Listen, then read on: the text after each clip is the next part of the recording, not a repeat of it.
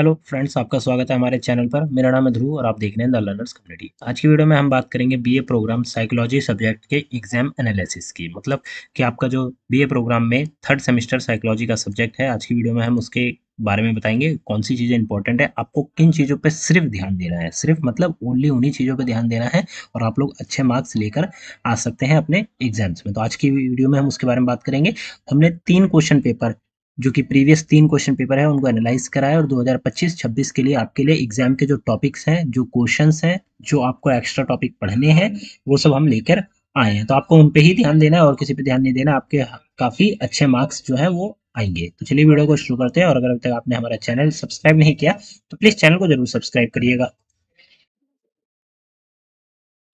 यहाँ पे अगर हम बात करें तो हमारे पास 3 क्वेश्चन पेपर थे जिनका जो पेपर कोड है वो आप देख सकते हैं, ये है, ठीक है? उसके बाद हमने जो टॉपिक्स हैं उनको स्टार्स में मार्क किया है, मतलब 3 स्टार, 2 स्टार, ठीक है? इस हिसाब से जो 3 स्टार है वो मोस्ट इंपॉर्टेंट टॉपिक्स हैं, तो हमको उनको बिल्कुल ही ध्यान देना है, उन पे ज़रा भी ढील नहीं देनी है, ठीक है? टियर 1 में आ जाते हैं मस्ट स्टडी, मतलब आपको इन टॉपिक्स या फिर इन क्वेश्चंस को तो पढ़ना ही है, इनमें ढील नहीं देनी। बात करें हमारे यहाँ पे क्वेश्चन नंबर 1 की या फिर हम कहें टॉपिक नंबर 1 की, तो बिपोलर डिसऑर्डर आता है एक, ठीक है? बिपोलर डिसऑर्डर आता है, इसको आपको पढ़ना है। इसको हिंदी में द्विध्रुवी विकार भी कहते हैं। अब इसकी अगर हम बात करें तो ये जो टॉपिक है ये इंपॉर्टेंट है, ये आपका देख सकते हैं लमसम तीनों क्वेश्चन पेपर्स में पूछा गया है, ठीक है? इसमें भी पूछा गया है, इन दोनों में भी आपके क्वेश्चन पूछे गए हैं बिपोलर से रिलेटेड। अब इसमें क्या है, पहला क्वेश्चन जो आपका बन सकता है वो बन सकता है कि एक केस अध्ययन की सहायता से द्विध्रुवीय विकार सेकंड सेकंड विकार की नैदानिक तस्वीर को स्पष्ट कीजिए। मतलब क्लिनिकली जो पिक्चर है वो आपको लिखने के लिए कहा जा सकता है आपके एग्जाम में कि भाई आप क्लिनिकली पिक्चर लिखिए, किसी केस की स्टडी करते हुए उसे बताइए, ठीक है? तो ये हो जाता है आपका क्वेश्चन नंबर 1, या इस टाइप से आ सकता है। दूसरा, द्विध्रुवीय सेकंड विकार क्या है? द्विध्रुवीय सेकंड विकार में शामिल कारण कारकों पर चर्चा कीजिए, ठीक है? ये कौन सी आप कह सकते हैं कि ये जो विकार है या डिसऑर्डर है ये क्या है, और इसके बाद इसमें शामिल होने वाले जो कारण हैं, जो कारक हैं, उनके ऊपर आपको चर्चा करनी है, ठीक है? क्वेश्चन पेपर टाइप के हिसाब से लिखा गया है, मतलब ये वाला क्वेश्चन जो था वो इस पेपर में पूछा गया है, उसके बाद ये वाला जो क्वेश्चन था वो इस पेपर में पूछा गया है, ठीक है? शॉर्ट नोट में भी बिपोलर 1 और बिपोलर 2 से पूछे गए हैं, ठीक है? बिपोलर 1 से आप देख सकते हैं और बिपोलर 2 से डिसऑर्डर से शॉर्ट क्वेश्चन में पूछा गया, मतलब संक्षिप्त टिप्पणी आपको लिखने के लिए कहा जा सकता है, तो उसको टॉपिक को भी आपको पढ़ के जाना है, समझ के जाना है। संक्षिप्त टिप्पणी में साइक्लोथीमिया जैसे क्वेश्चन भी आ सकते हैं, तो साइक्लोथीमिया का जो टॉपिक है वो इंपॉर्टेंट है, आप इसको बिल्कुल ढील मत दीजिए। ये शॉर्ट नोट में या फिर आपके लॉन्ग क्वेश्चन दोनों में पूछा जा सकता है, तो आपको इनको पढ़ के जाना है। अगर हम बात करें बिपोलर की, तो ये सारी चीज़ें आपके लिए इंपॉर्टेंट है क्वेश्चन नंबर 1 के अकॉर्डिंग, या फिर हम कहें टॉपिक नंबर 1 के अकॉर्डिंग आपको इनको पढ़ के जाना है। फिर दूसरा आता है एंजाइटी डिसऑर्डर, जीएडी या फिर कोई फोबिया। तो सामान्यकृत चिंता विकार की नैदानिक तस्वीर पर चर्चा कीजिए, ये क्वेश्चन पूछा गया था 859 क्वेश्चन नंबर, जो वो क्वेश्चन पेपर था उसके अंतर्गत। इसमें क्या है, एंजाइटी डिसऑर्डर के बारे में पूछा गया है, जनरलाइज्ड एंजाइटी डिसऑर्डर। आपको इसकी क्लिनिकल जो पिक्चर है वो आपको यहाँ पे बतानी है, उसको एक्सप्लेन करना है। शॉर्ट नोट में ये क्वेश्चन आता है किस प्रकार से, ये आपसे शॉर्ट नोट में पूछा जा सकता है कि जनरलाइज्ड एंजाइटी डिसऑर्डर के ऊपर आपको शॉर्ट नोट लिखना है, मतलब संक्षिप्त टिप्पणी लिखनी है, उसको एक्सप्लेन करना है। ये क्वेश्चन 2 बार पूछा जा, मतलब दोनों क्वेश्चन पेपर में पूछा जा चुका है। फिर discuss the clinical picture of phobia disorder, ठीक है? फोबिक डिसऑर्डर जो है, फोबिक डिसऑर्डर है, उसकी आपको नैदानिक तस्वीर या फिर क्लिनिकल पिक्चर जो है वो आपको यहाँ पे एक्सप्लेन करनी है, मतलब उसके बारे में आपको यहाँ पे बताना है। What are the different type of specific phobias, describe the casual factors, ठीक है? अलग अलग प्रकार के या विभिन्न प्रकार के जो फोबिया है वो कौन कौन से हैं उनके बारे में आपको बताना है, उन कारणों का वर्णन करें, ठीक है? और उनके कारणों का भी आपको यहाँ पे वर्णन करना है, मतलब उनके बारे में आपको बताना है और उनके कारणों का आपको यहाँ पे वर्णन करना है, ठीक है? तो एंजाइटी डिसऑर्डर से ये क्वेश्चन आपसे पूछा जा सकता है, तो एंजाइटी डिसऑर्डर का जो टॉपिक है वो भी आपको बहुत अच्छे से पढ़ के जाना है। क्वेश्चन नंबर 3 आता है, हम कहें कैजुअल फैक्टर्स की बात करते हैं यहाँ पे, तो असामान्य व्यवहार के मनोवैज्ञानिक कारणों पर चर्चा करें। जो अबनॉर्मल बिहेवियर होता है लोगों का, बाकी लोगों के मुकाबले जो बिहेवियर होता है वो अबनॉर्मल होता है, मतलब नॉर्मल नहीं होता, ठीक है? वो थोड़े लोगों से डिफरेंट होता है, तो उनके क्या कारण है, मनोवैज्ञानिक क्या कारण है, साइकोलॉजिकल कौन से कारण है, वो आपको यहाँ पे बताने हैं, ठीक है? ये क्वेश्चन आपका आ चुका है एग्जाम में। उसके साथ साथ discuss the biological causal factor of mental disorder, ठीक है। मानसिक विकार, या आप कह सकते हैं कि जो मेंटल डिसऑर्डर होता है, लोगों को मानसिक रूप से कोई दिमागी रूप से कोई विकार है या आप कह सकते हैं बीमारी है, तो उसके जैविक कारण क्या है, बायोलॉजिकल कारण कौन से हैं, वो आपको यहाँ पे बताने हैं कि मतलब उसकी व्यक्ति की बायोलॉजी में ऐसे कौन से चेंजेस हुए जो कि हमारे में नहीं हुए, तो उसको ये मानसिक विकार हो गया। ठीक है, तो इस हिसाब से आपको उसको यहाँ पे एक्सप्लेन करना है। ये क्वेश्चन भी एक इंपॉर्टेंट है, 3 स्टार क्वेश्चन है, आप इसको जरूर पढ़ के जाइएगा। क्वेश्चन नंबर अगला आता है जिसमें यहाँ पे पूछा गया असामान्य विकार के विकास के लिए जिम्मेदार मनोवैज्ञानिक और सामाजिक सांस्कृतिक कारकों की व्याख्या करें। One of the most important question है, इसको बिल्कुल पढ़ के जाइए। इसमें क्या पूछा गया है कि भाई जो आप कह सकते हैं कि लोगों का अबनॉर्मल बिहेवियर होता है, उसके लिए मानसिक रूप से मतलब मनोवैज्ञानिक और सामाजिक रूप सामाजिक सांस्कृतिक कौन कौन से कारण हैं जिनसे बच्चा एक प्रकार से आप कह सकते हैं कि अबनॉर्मल बिहेवियर करने लगता है, बिहेव करने लगता है। ठीक है, तो इसके कौन कौन से कारण है, अगर हम बात करें भाई पारिवारिक रूप से, तो भाई बच्चों को बचपन में ही मानसिक यातना दे दी जाती है। ठीक है, उसको परेशान किया जाता है या उसको बुली किया जाता है, जिससे क्या होता है कि उसका जो ब्रेन है, डेवलपमेंट है, वो अच्छे से नहीं हो पाती, जिससे क्या होता है वो एक समय पे आके अब नॉर्मल बिहेव करने लगता है। तो ये सारी चीजें आपको बतानी है साइकोलॉ मतलब सोशल सोशियो कल्चर के हिसाब से कि भाई सामाजिक सांस्कृतिक कारक कौन से हैं। ठीक है, उसके बाद साइकोलॉजी स्तर पे भी आपको ये बतानी है। ये हो जाते हैं। ठीक है, तो ये 3 तो बहुत ही ज्यादा इंपॉर्टेंट है। चौथे इंपॉर्टेंट की बात करें तो वो आता है ओसीडी के बारे में। ठीक है, obsessive compulsive disorder, OCD describe the clinical picture of obsessive compulsive disorder के बारे में। जुनूनी बाध्यकारी विकार की नैदानिक विशेषताओं का वर्णन करें। आपको डिस्क्राइब करना है फीचर, फीचर का मतलब विशेषताएं, आपको विशेषताएं बतानी है। ऑब्सेसिव कंपल्सिव डिसऑर्डर मतलब ओसीडी की आपको यहाँ पे विशेषताएं बतानी है। ऐसे लोग जिनको चीजें एकदम परफेक्ट चाहिए होते हैं इस हिसाब से कुछ, ठीक है, तो आपको उनकी विशेषताओं के बारे में बतानी है, उनके पॉइंटों के बारे में आपको बताना है। ये हो जाता है। दूसरा यहाँ पे क्वेश्चन पूछा गया है कि एक केस स्टडी की मदद से ऑब्सेसिव कंपल्सिव डिसऑर्डर की नैदानिक तस्वीर का वर्णन करें। सबसे ज्यादा आपसे पूछने के चांसेस हैं, आपको टॉपिक दे दिया जाएगा और कहा जाएगा उसकी क्लिनिकल पिक्चर आपको बतानी है। क्लिनिकल पिक्चर के मतलब उसके बारे में आपको यहाँ पे बताना है। ठीक है, केस स्टडी भी मिल सकती है, तो केस स्टडी में आपको केवल एक व्यक्ति का नाम लिखना है और और आपको फिर अपने हिसाब से केस को तैयार करना है कि उसको ऑब्सेसिव कंपल्सिव डिसऑर्डर है और उसकी आपको एक तस्वीर बनानी है, नैदानिक तस्वीर। ठीक है, लिखित में आपको तस्वीर बनानी है, क्लिनिकली पिक्चर आपको तैयार करके देनी है। ठीक है, तो obsessive compulsive disorder important question है, अभी इसको मिस मत करिएगा। उसके बाद शॉर्ट नोट का एक क्वेश्चन आपसे पूछा जा सकता है जिसमें आपको type of obsessive obsession and compulsion disorder के मतलब ऑब्सेशन एंड कंपल्सन के जो टाइप्स हैं वो आपको यहाँ पे बताने हैं। जुनूनी और बाध्यताओं के जो प्रकार है वो आपको यहाँ पे एक्सप्लेन करने हैं। ये हो जाता है। ठीक है, ये 4 जो क्वेश्चन है one of the most important question है। पहला क्वेश्चन आपका आ जाता है बिपोलर डिसऑर्डर के बारे में, फिर एंजाइटी डिसऑर्डर के बारे में, फिर कैजुअल फैक्टर्स के बारे में और उसके बाद ओसीडी के बारे में। ये 4 इंपॉर्टेंट क्वेश्चन है, इनको जरा भी आपने ढील दी और इनसे पूछ लिया गया आपसे एग्जाम में तो आप इसके आंसर नहीं बना पाएंगे, तो इसके लिए आपको अच्छे से प्रिपेयर करके जाना है। अब हम ऐसे क्वेश्चनों की बात करते हैं जो कि वेरी लाइकली है, मतलब ये पूछे गए हैं पर ऐसा नहीं है कि सब में ही पूछ लिए गए इस हिसाब से। ठीक है, प्रमुख अवसादा ग्रस्त विकार के लिए डीएसएम 5 मानदंडों का चित्रित करें, विभिन्न कारणात्मक कारकों की व्याख्या भी करें। ठीक है, delineate the DSM DSM 5 criteria of major depressive disorder. ठीक है, जो डिप्रेशन से रिलेटेड डिसऑर्डर होते हैं उसके बारे में आपको यहाँ पे बताना है। ठीक है, डीएसएम 5 क्राइटेरिया जो है मेजर वो डिप्रेसिव डिसऑर्डर का, वो आपको यहाँ पे एक्सप्लेन करना है और उसके जो कैजुअल फैक्टर्स भी है, ठीक है, अलग अलग जो कारण है वो भी आपको यहाँ पे बताने हैं। उसके बाद अगला क्वेश्चन यहाँ पे आपसे पूछा गया है कि using the suitable case study describe the clinically picture of major depressive disorder.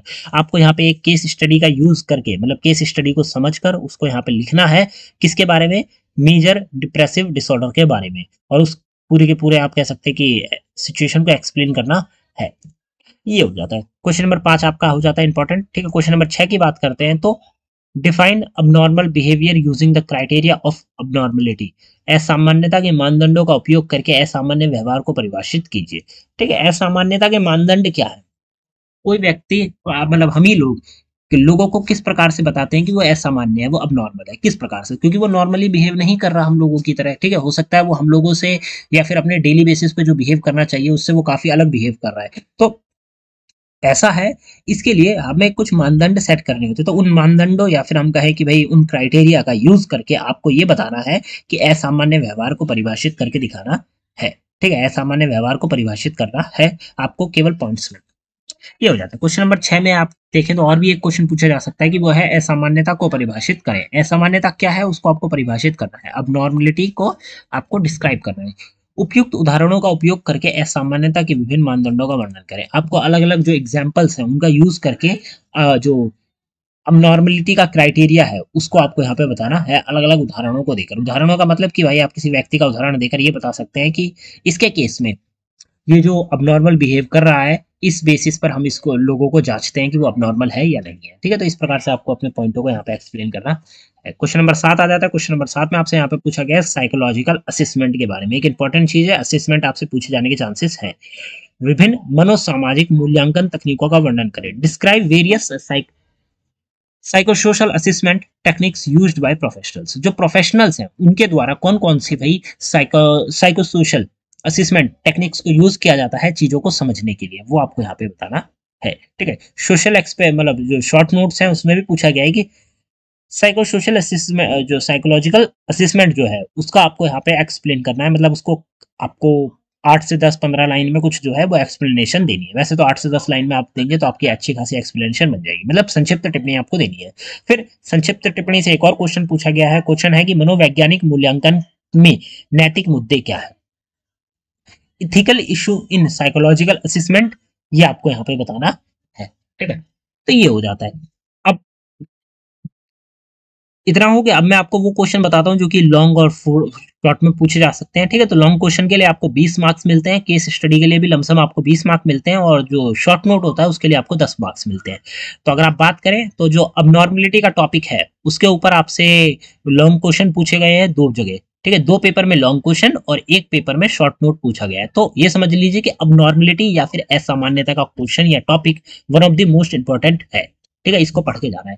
फिर कैजुअल फैक्टर या फिर आपको कोई बीमारी बता दी जाएगी और उसके कारण और कारक आपको बताने हैं। तीनों में लॉन्ग क्वेश्चन पूछा गया है, इसको जरा भी ढील मत दीजिएगा। लॉन्ग क्वेश्चन आने के चांसेस उतने ही ज्यादा हैं जितने प्रीवियस 3 एग्जाम में पूछे गए हैं। ठीक है? रिपीटेड क्वेश्चन है, बहुत चांसेस हैं। फिर जीएडी जनरलाइज्ड, जो आप कह सकते हैं कि डिसऑर्डर है।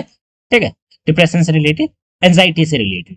ठीक है? जनरलाइज एंजाइटी डिसऑर्डर, जीएडी जो है सामान्य चिंता, ये 2 में शॉर्ट नोट में पूछा गया और 1 में लॉन्ग क्वेश्चन में पूछा गया है। तो आपको इसको शॉर्ट नोट के हिसाब से ज्यादा पढ़ना है, लॉन्ग क्वेश्चन के हिसाब से थोड़ा कम, पर पढ़ के आपको जरूर जाना है। फिर फोबिया जो आते हैं, फोबिया के क्वेश्चन 2 बार लॉन्ग क्वेश्चन पूछे गए हैं। ठीक है? तो फोबिया के क्वेश्चन भी आपको अच्छे से पढ़ के जाने हैं। फोबिया को समझ के जाना है, फोबिया क्या होता है, लोगों को पानी से है, लोगों को ऊंचाई से है, क्यों है, ठीक है, इसके कारण क्या है, ये सारी चीजें आपको बस एक एक बार समझ के जानी है, जाके आप आंसर बना के लिख पाए। फिर ओसीडी आ जाता है। ओसीडी आपका देख सकते हैं, एक तो केस स्टडी के लिए पूछ लिया गया। ठीक है? आपको एक क्वेश्चन मिल सकता है केस स्टडी के लिए, या फिर आपको क्वेश्चन दे देंगे लॉन्ग क्वेश्चन ओसीडी के बारे में पूरी एक्सप्लेनेशन वर्जन, या फिर आपको कह देंगे कि भाई ओसीडी के ऊपर एक शॉर्ट नोट लिख दो। तो ये 3 चीजें आ सकती हैं। फिर वहीं अगर हम बात करें बिपोलर, बिपोलर जो द्विध्रुवीय विकार है, तो उसमें आपको केस स्टडी के लिए भी पूछा जा सकता है। लॉन्ग क्वेश्चन भी आपको कह सकते हैं कि भाई बिपोलर के ऊपर एक्सप्लेनेशन दीजिए, बिपोलर 1 या बिपोलर सेकंड के ऊपर आपको कंप्लीट एक्सप्लेनेशन देने के लिए कहा जा सकता है, या फिर आपको शॉर्ट नोट लिखने के लिए कहा जा सकता है। फिर वहीं पे अगर हम बात करें डिप्रेशन की, तो डिप्रेशन का एक क्वेश्चन लॉन्ग आ सकता है, या फिर आपको शॉर्ट नोट में पूछा जा सकता, मतलब केस स्टडी में पूछा जा सकता है। ठीक है? और वहीं असेसमेंट के क्वेश्चन की अगर हम बात करें, तो असेसमेंट का क्वेश्चन 2 जगह शॉर्ट नोट में पूछा गया है, तो आपको उसको शॉर्ट नोट के हिसाब से थोड़ा ज्यादा पढ़ना है कि असेसमेंट क्या होता है। ठीक है? असेसमेंट के अंतर्गत क्या चीजें होती है, मूल्यांकन के अंतर्गत क्या चीजें होती हैं, ये सारी चीजें आपको पढ़नी है, तब आप बन के लिख पाएंगे, अच्छे से क्वेश्चन का आंसर बना के लिख पाएंगे। आप चाहें तो इस टॉपिक की इस ये जो टेबल है इसकी फोटो क्लिक कर सकते हैं, जिससे आपको आइडिया रहेगा कि आपको अगर ये एग्जाम है तो आपको किन टॉपिक पे ध्यान देना है और किन टॉपिक पे किस हिसाब से ध्यान देना है। ये हो जाता है। अगर हम बात करें यहाँ पे, हमने एक प्रकार से यहाँ पे एक क्वेश्चन बना रखा है। ठीक है? पेपर जो कि आप पढ़ सकते हैं, जो कि आपके लिए काफी हेल्पफुल रहेगा। अगर हम बात करें डिटेल्ड प्रिपरेशन प्लान, आपको प्रिपरेशन किस प्रकार से करना है, आपके पास तकरीबन महीने भर का टाइम है या महीने भर से कम का ही टाइम है, तो आप लोग इन सब्जेक्ट्स की प्रिपरेशन कर सकते हैं, मतलब इस सब्जेक्ट की प्रिपरेशन कर सकते हैं। किस हिसाब से, अगर आपको फाउंडेशन में किस किस चीज को पढ़ना है, बिल्कुल शुरुआत में आपको बिपोलर के बारे में पढ़ना है, एंजाइटी के बारे में पढ़ना है, ठीक है, फोबिया के बारे में पढ़ना है और ओसीडी के बारे में पढ़ना है। इन टॉपिक के बारे में आपको अच्छे से पढ़ना है। ठीक है। उसके बाद आपको केस स्टडी से रिलेटेड या फिर 3 कैजुअल फैक्टर्स, बायोलॉजिकल, साइकोलॉजिकल और सोशियो कल्चर, इन 3 चीजों के बारे में पढ़ के जाना है। मतलब कोई भी बीमारी हो, ठीक है, उसमें बायोलॉजिकल के बारे में पूछा जा सकता है बीमारी से, हो सकता है उस बीमारी में आपसे साइकोलॉजी से रिलेटेड पूछ लिया जाए, उसी बीमारी में आपको सोशियो कल्चर से रिलेटेड पूछ लिया जाए। ठीक है, तो इन चीजों को आपको पढ़ के जाना है। उसके बाद आप अगले टॉपिक की तरफ आएंगे जहाँ पे आपको पढ़ना होगा टीयर 2 से रिलेटेड क्वेश्चन, मतलब जो डिप्रेशन डिसऑर्डर है उसके बारे में, अब नॉर्मलिटी के बारे में और असेसमेंट टेक्निक्स के बारे में। इन 3 टॉपिक के बारे में आपको पढ़ के जाना है, समझ के जाना है। ठीक है, फिर केस स्टडी के क्वेश्चन आने के चांसेस काफी ज्यादा हैं, तो आपको कोई भी बीमारी दे दी जाएगी और कह दिया जाएगा कि इसकी केस स्टडी करके बताइए। मतलब ओसीडी आपको दे देंगे, ऑब्सेसिव कंपल्सिव डिसऑर्डर या फिर बिपोलर सेकंड बीमारी को दे देंगे और कहेंगे कि भाई केस स्टडी के अकॉर्डिंग इस बीमारी को हमें समझाइए, ठीक है, और ये हमें बताइए, तो ये आ सकता है। फिर तीसरा आप कह सकते हैं कि जो फेज आएगा जहाँ पे आपको बहुत ध्यान से पढ़ना है, उसमें आपको प्रीवियस ईयर के क्वेश्चन पेपर देखने को मिल जाएंगे, उनको आप सॉल्व कर सकते हैं, जो कि हमने इस क्वेश्चन पेपर मतलब इस फाइल को बनाने में तैयार किए हैं। ठीक है, आपको वो क्वेश्चन पेपर की लिंक डिस्क्रिप्शन बॉक्स में मिल जाएगी, प्लस एग्जाम लेवल के आंसर राइटिंग भी आपको उसी में देखने को मिलेंगे, तो आप एक बार वो चेकआउट जरूर करिएगा एग्जाम से पहले, आपकी काफी अच्छी खासी हेल्प हो जाएगी। ठीक है, 3 क्वेश्चन पेपर या फिर शॉर्ट नोट्स के लिए आप अपनी किताब के टॉपिक्स को भी कवर अप कर सकते हैं। ठीक है, तो ये हो जाता है। आपको इन चीजों पे ध्यान देना है जो कि हमने आपको बताई है, और आप काफी अच्छा आंसर जो है वो लिख पाएंगे। ये सारे एक्स्ट्रा में चीजें हो जाती हैं, आप चाहे तो इन टॉपिक्स को भी पढ़ सकते हैं जो कि हमने यहाँ पे एक्स्ट्रा में आपको देखने को मिल रहे होंगे, बिपोलर एंजाइटी, जीएडी, ओसीडी या कैजुअल फैक्टर्स, इन सब चीजों को आपको बिल्कुल पढ़ के जाना है। फिर ओसीडी और बिपो 1 फॉर ओसीडी, 1 फॉर बिपोलर सेकंड। ठीक है, 2 केस स्टडी आपको पढ़ के जानी है, समझ के जानी है। ओसीडी के लिए एक केस स्टडी बना के जाइए अपनी तरफ से, और एक केस स्टडी बिपोलर की पढ़ के जाइए या बना के जाइए।